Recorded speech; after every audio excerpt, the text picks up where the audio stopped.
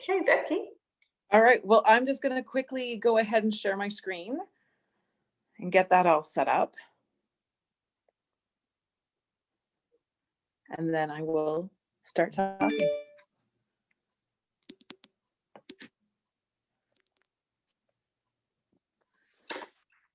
Can you see my screen? I can see it.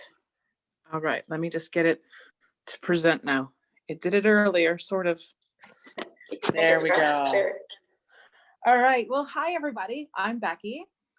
I'd like to preface tonight's session first by saying that by no means am I a professional. I just have a huge passion for mediumship, and I've begun learning about this slowly over the past 4 years. I find the concept fascinating and wonderful. So if I tend to kind of joke around at certain parts with any stories, that's because that's just who I am with this. I just love it. I find it wonderful. And maybe that's why I've always had a secret fantasy about funeral homes. As a teen, I wanted to be a funeral director. I thought it was because I wanted to help people. Maybe that was true, but maybe it was even deeper.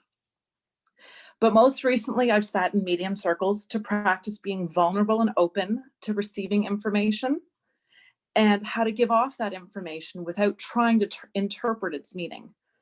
But I remember receiving messages when I was about 25 years old. There we go. So what is mediumship? For those of you who are my generation or older, we'll actually get the funny on the side with Lionel Richie. Hello, is it me you're looking for? Basically, mediumship is a link between the living and the spirit worlds. It's how we communicate with those that have passed on. There's essentially two different types of mediumship. I'm going to try to give you as much information about mediumship as I can tonight. It's such a huge umbrella that I will never be able to tackle all of it, but just try to give you some vocabulary and some meanings to help you. So mental mediumship is basically when the medium receives images in their mind. They might feel things. They communicate through one or several of their senses. Oftentimes, the mental mediums are stronger in one sense than the rest. If Kelly doesn't mind me bringing her up, I didn't know she was going to be here tonight. Kelly has a different gift than I do. So it's really, really, it's really neat talking to different mental mediumships because their primaries are all very, very different. The trance medium is basically when the spirit takes over the consciousness of the medium and they use that medium as an instrument. So what happens is if you've ever been with someone who's been in trance, their voice will actually change to sound similar to what that person who's passed on, what their voice may have sounded like. I've sat in a circle when our teacher had gone into trance, and it's a subtle difference, but it's really neat when it happens. And there's also trance mediums can also do writing. So they can be this spirit takes over them, uses them as an instrument, and will actually pen letters or notes on a piece of paper. And the trance medium will come out and not even realize that any of this took place. It's really, really neat. So it's on my bucket list for wanting to witness. The purpose of mediumship, why do we do this? Well, there's many reasons. I've listed a few here, mainly for closure, for if somebody's passed on and you just want to know if they're okay. It helps give that person closure when they're grieving. It also gives you comfort. And comfort and closure might sound the same, but to me, they're different. Because not only is it comfort for the person who's still living, but it's also comfort for those that have passed on. Sometimes they just want to be acknowledged that they're around. So that's a comfort when you acknowledge them. And then spirit wishes to share information with the living. So signs. Signs is probably the biggest thing that we in mediumship to pay attention to. I put a picture of a cardinal and a dime in here. Yes, I realize it's an American dime, but I couldn't find a Canadian one. The cardinal and the dime are the two things that I've heard many people say, I see these, it means my loved ones are thinking of me that have passed on. But there's more than just dimes and cardinals. There's actually, signs come in many other ways. They come in forms of dreams. I've had many dreams where I've gotten messages. My brother letting me know that he's back. Or knowing a woman that has passed away. I found out in a dream that she had passed on before the family had shared with anybody. Or even helping you make decisions. My ex-mother-in-law, surprisingly enough, she actually helped me make several decisions, or at least confirm that I was making the right ones. The presence. So many people, I know me in particular, I can feel the energy or the presence of someone nearby. A couple days before my Nana passed, I was made aware of her energy, had no idea why. But I was like, oh, well, this is kind of cool. After she passed, I remember going to see her. She's laying in the bed, pardon me, and I held her hand, but I didn't feel her energy. And I thought, oh, well, that's kind of interesting because it's my first experience holding a dead body. But what I felt next was that energy right around me, like a great big hug from behind. So that presence, letting them know that they're there. Visual, another word for visual would be clairvoyant. This is where people can see spirit. They might be in shadow form. I've been told they're also maybe like pure images. This is not my forte, so I'm not 100% sure. I know there's people in this group today, if you get into their group, they are clairvoyant and can see spirit. So you might want to ask them about how they see it. Touch. After my grandfather passed, I was lying in bed one night and I felt this poke on my left shoulder blade. I thought it was my two small children, so I rolled over and no one was there. I'm like, okay, poke, poke, poke, 3 more times. I realized at that point it was my grandfather. I thanked him for making himself known to me. He just wanted to let me know that he was there.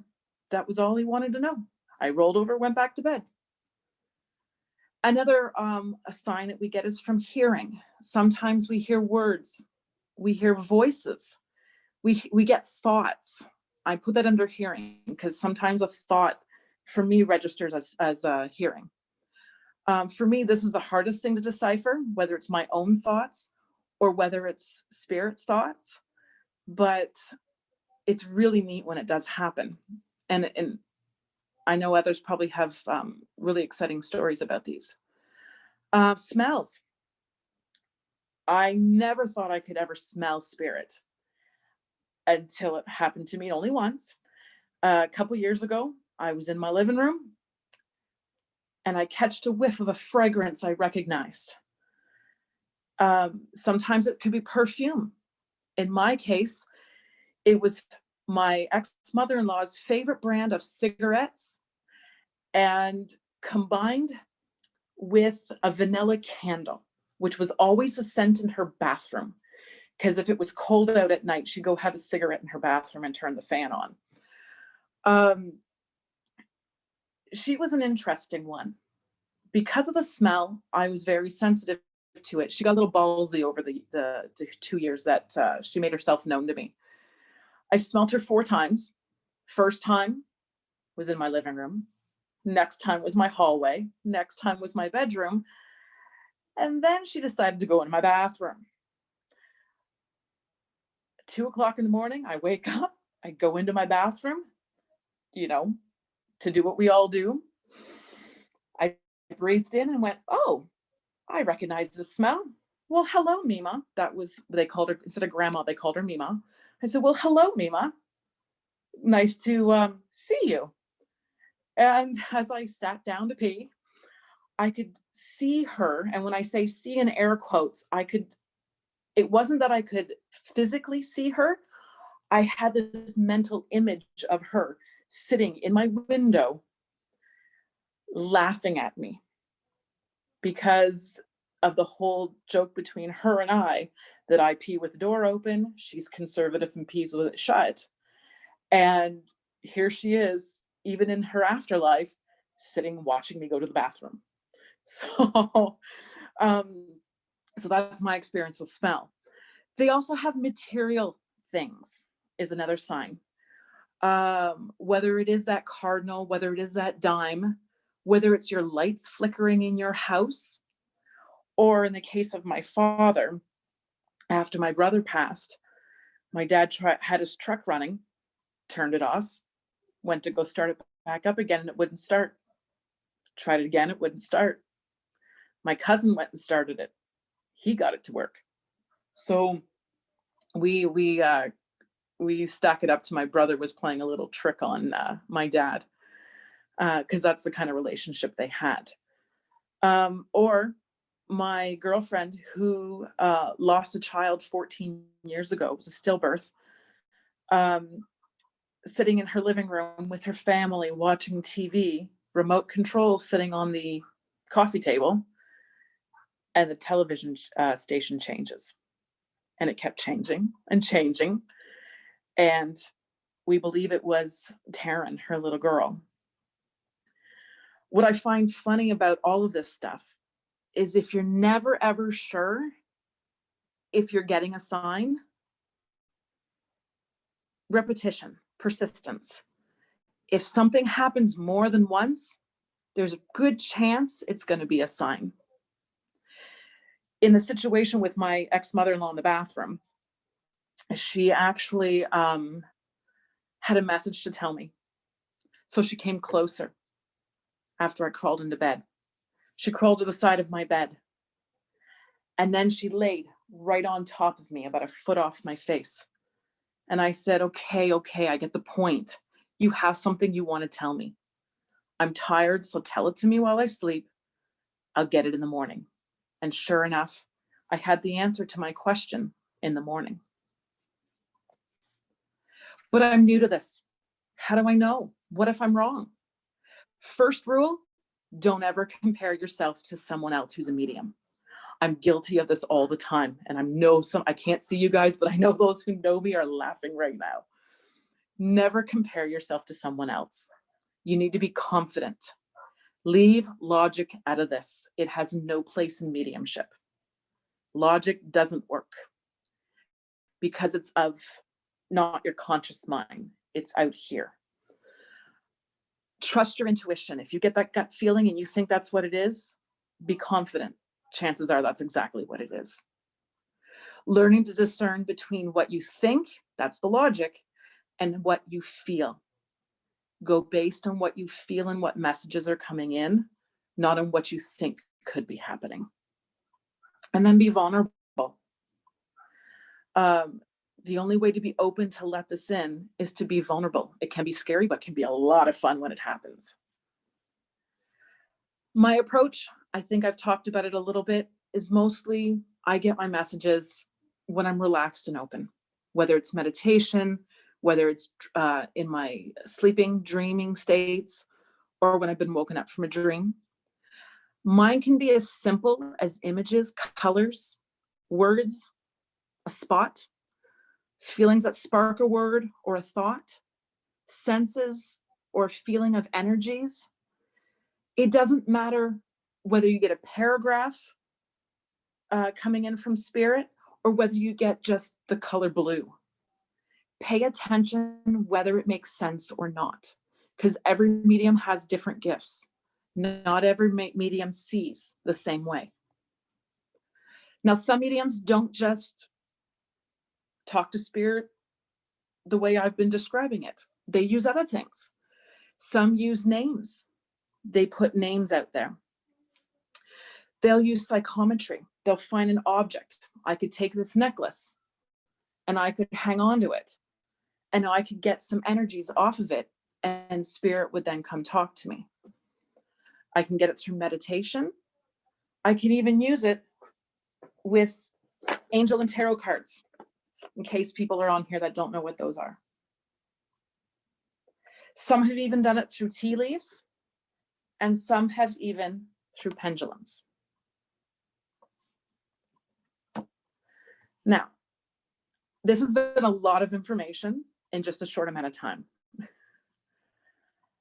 Now, we're going to do is we're going to get into our groups. I think Mary Jean has your groups figured out. And what you need to do is when you get into your groups, assign someone who's going to take notes and be your speaker. Because when we come back after our time away, we're actually going to have a little discussion at the end to kind of figure out, you know, what did you come up with? What did you talk about? You know, sharing our thoughts. So make sure that somebody is assigned as the presenter, okay? If you're not sure what to talk about with the subject, here are some guiding questions. You can talk about what's your approach if you are a medium. What about experiences that you've had? How about if you've never had medium experiences, what about experiences that others have had that you've heard of? And then finally, do you have any experiences that you're not sure of, but you're looking for confirmation? So there's 4 you can think about. You don't have to be limited to this 4, but, you know, some things to discuss. And I'll just quickly turn off my sharing. And there we go. Thank you, Becky. I'm just gonna